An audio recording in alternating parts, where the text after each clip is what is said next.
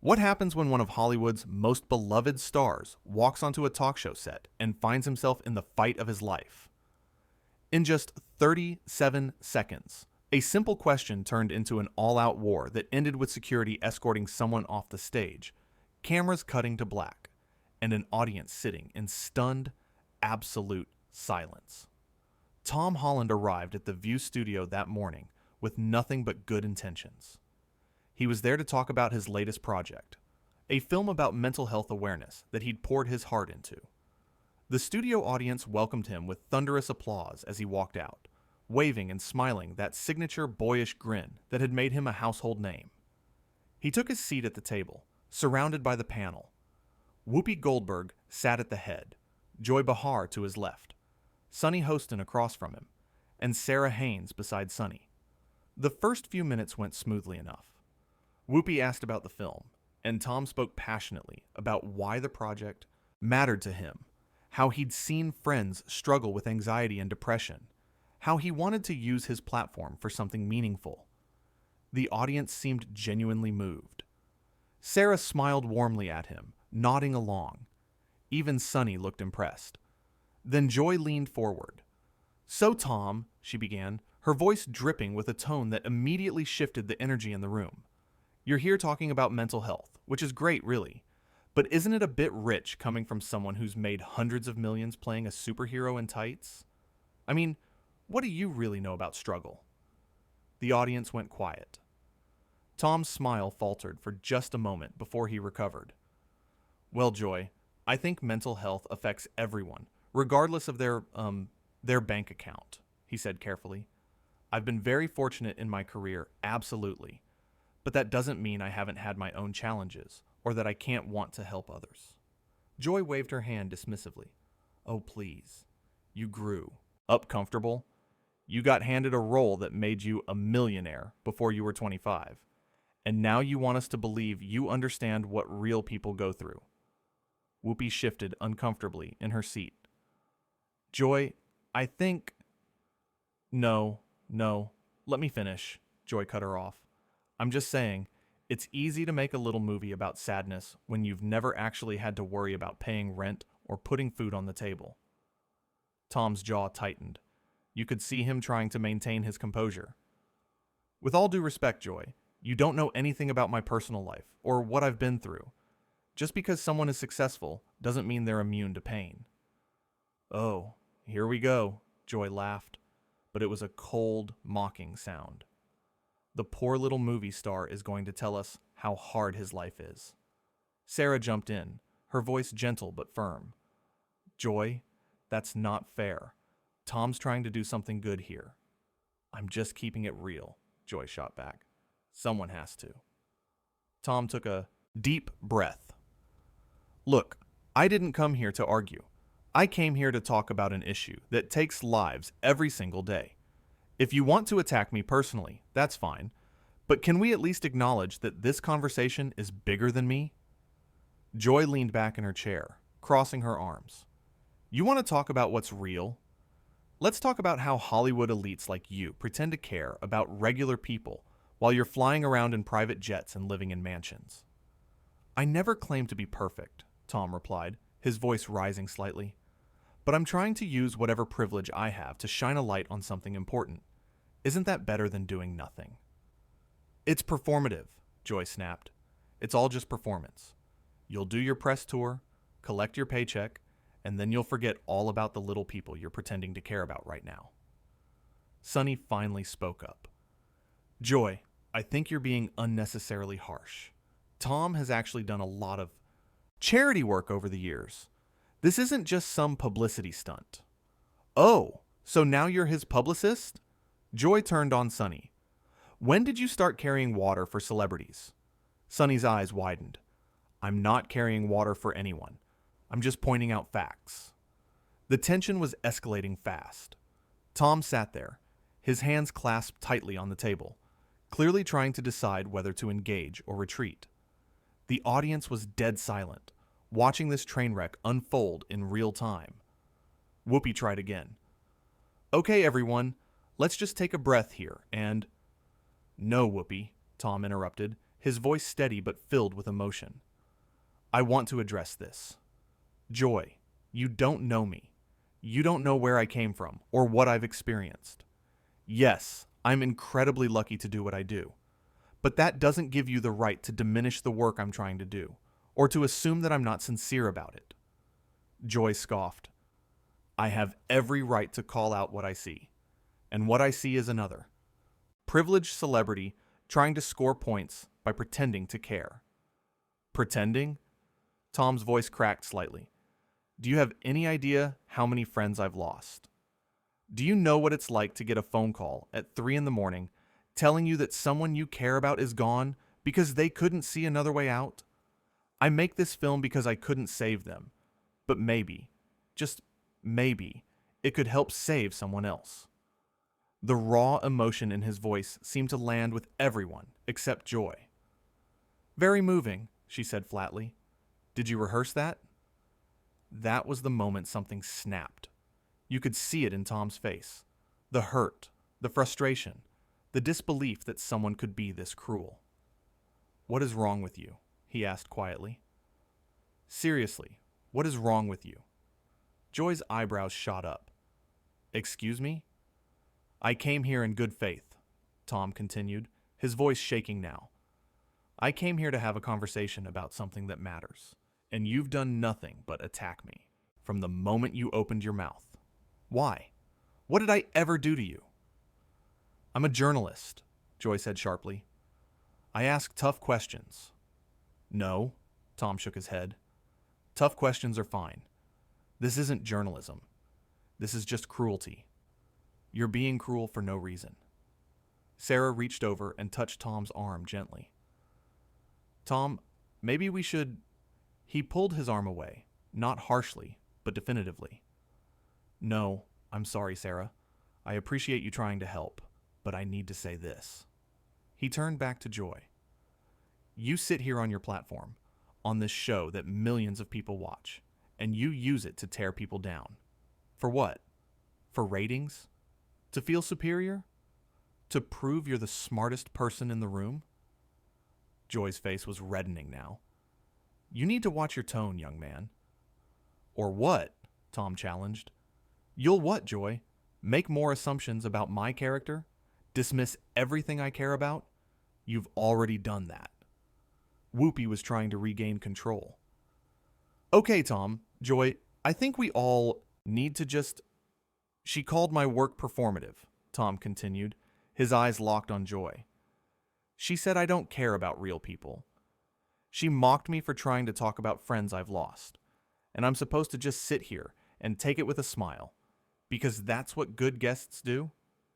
Joy stood up suddenly, her chair scraping loudly against the floor. I don't have to sit here and be spoken to like this by some kid who thinks he's special because he wore a costume in a movie. The audience gasped. Even Sonny looked shocked. Tom stood up too, slower, more deliberately. And there it is. You can't defend your behavior, so you go for another insult. Do you even hear yourself? I think you should leave, Joy said coldly. Oh, I'm leaving, Tom replied. But not because you told me to. I'm leaving because this, right here, this is exactly what's wrong with this kind of media. You don't want conversations. You want conflict. You don't want to understand people. You want to judge them. He started to remove his microphone, his hands trembling slightly. Whoopi stood up now too. Tom, please, let's not end it like this. Tom looked at her, and his expression softened, just a fraction. Whoopi, I respect you. I really do. But I can't stay here and let someone treat me like this. I won't. Joy crossed her arms. Oh, so now you're the victim?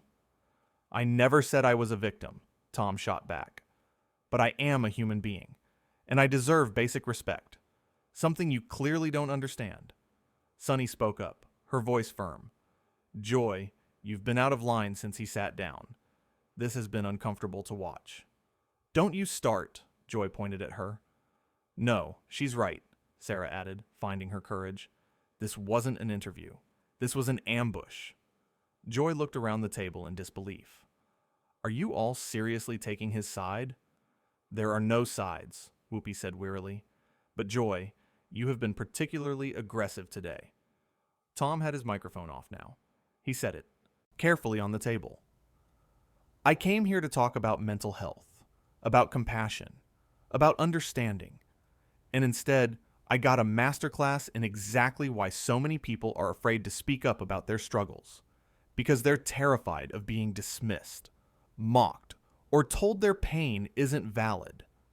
He looked directly at Joy one more time. I hope whatever satisfaction you got from this was worth it. He turned to walk off the stage, and that's when Joy made her final mistake. Run along back to your fantasy world, Spider-Boy, she called out mockingly. Tom stopped dead in his tracks. The entire studio seemed to hold its breath. Slowly, he turned around. You know what the saddest part of this is? He said, his voice quiet but clear. There are people watching this right now who are struggling. They're dealing with depression, anxiety, thoughts they can't control, and they just watched you, someone with a massive platform, demonstrate that it's okay to be dismissive of other people's pain, that it's okay to be cruel, that vulnerability is something to be mocked. His voice got stronger. Those people needed to see compassion today. They needed to see understanding. Instead, they saw this. They saw you. And some of them might think twice before reaching out for help, because what if they get treated the way you just treated me? Joy opened her mouth to respond, but Tom held up his hand. I'm done. I don't want to hear it. I don't want your excuses or your justifications. I just want to leave.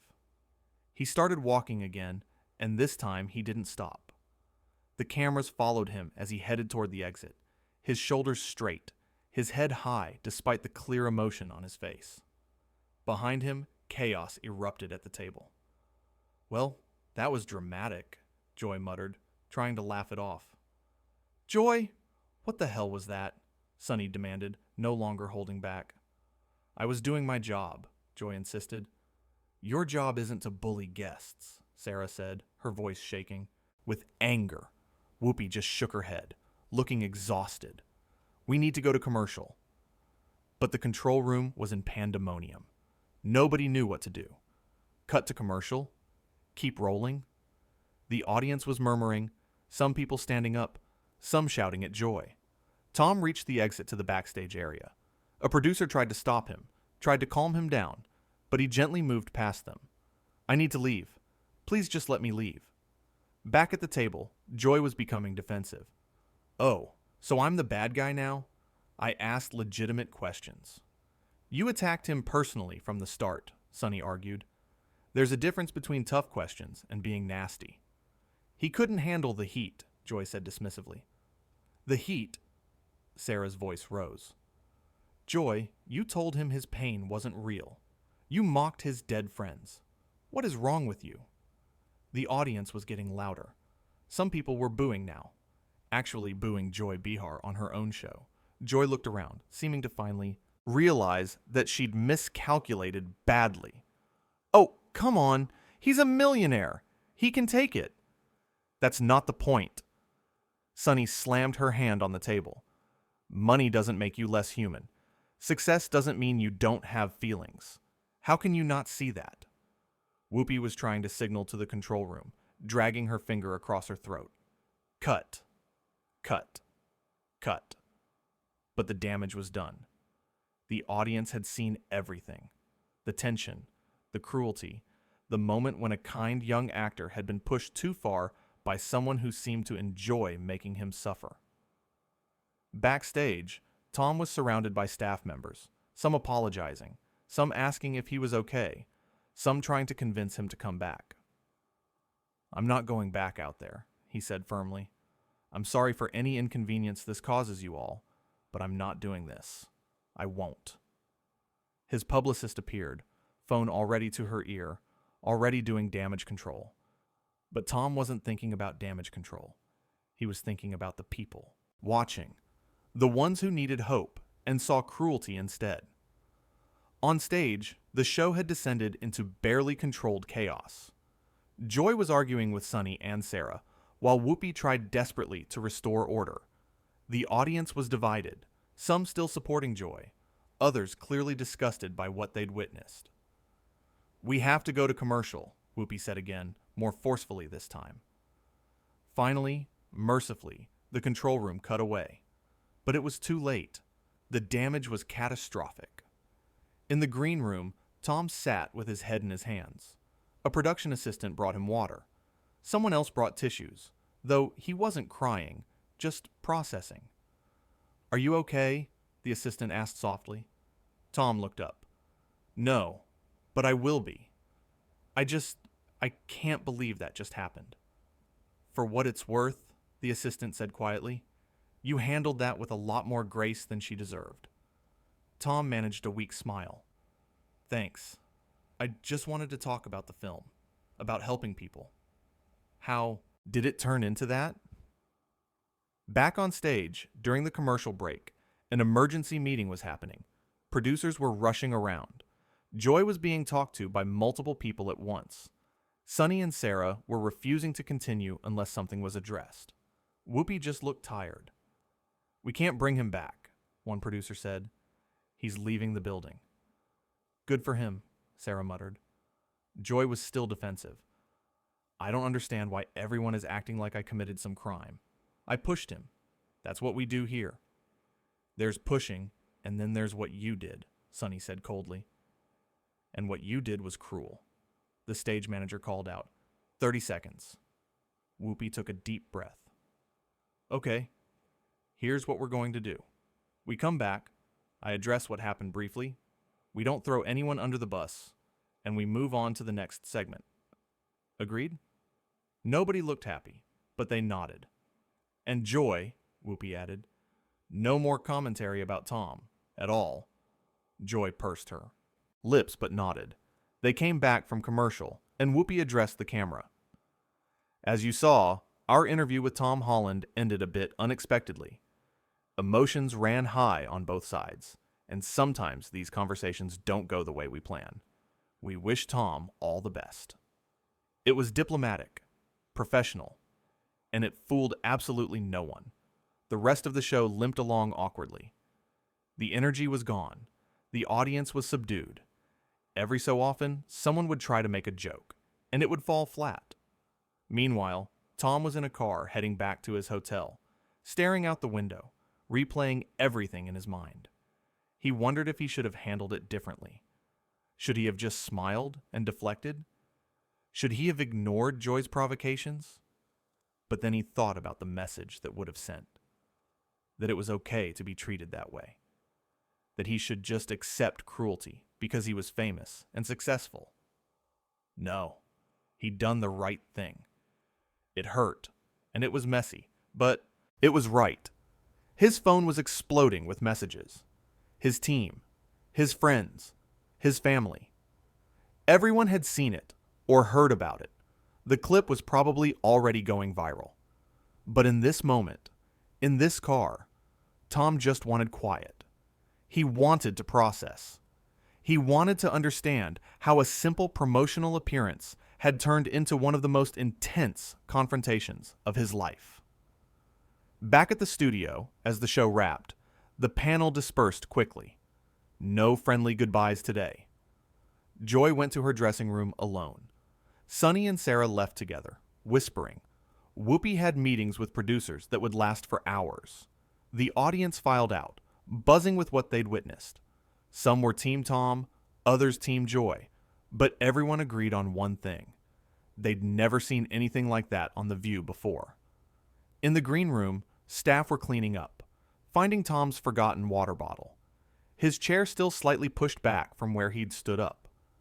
Physical evidence of a moment that had spiraled so far out of control.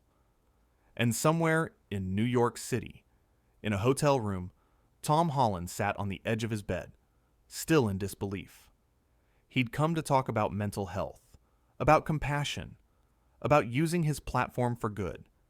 Instead, he'd been in a battle he never wanted, with an opponent who seemed to enjoy the fight. He thought about the film he'd made, the message it carried, about being kind, about listening, about understanding that everyone is fighting battles you know nothing about. Joy Behar had proven his point better than any scripted interview ever could. She'd shown exactly why those conversations were so desperately needed. Tom just wished it hadn't had to be so painful. He picked up his phone and started typing a message to his mother. She'd be worried. She'd want to know he was okay. "I'm fine," he typed. "It was rough, but I'm fine. I stood up for myself. I think you'd be proud." He hit send and set the phone down. Outside his window, New York continued on, indifferent to the drama that had unfolded. Cars honked. People rushed by. Life went on. But for everyone who'd been in that studio, who'd witnessed that clash, who'd seen a kind person pushed to his breaking point, nothing would quite be the same. The interview that was supposed to be about mental health awareness had become something else entirely. A lesson in how cruelty can come from unexpected places. How standing up for yourself sometimes means walking away. How grace under pressure looks when someone refuses to sink to their attacker's level. Tom had come to the View to promote understanding. He'd left having demonstrated it perfectly.